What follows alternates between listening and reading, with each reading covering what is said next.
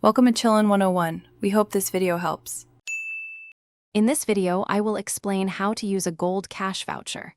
We'll cover what these vouchers are, how you can easily redeem them, and where they are typically accepted. Understanding your voucher's value and terms is key to a smooth transaction.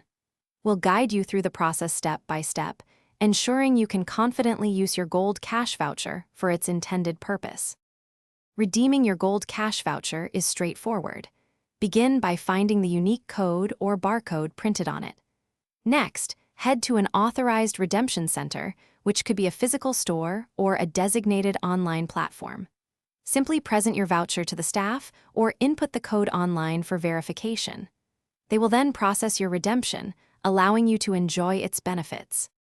Gold cash vouchers are widely accepted at various locations. You'll often find them honored at participating jewelry stores and gold retailers, both large and small.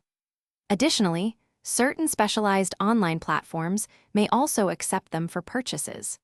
It's always a good idea to review the specific terms and conditions printed on your voucher to confirm the exact places where it can be redeemed. When using your gold cash voucher, keep a few important tips in mind. Always check for an expiration date to ensure you redeem it on time.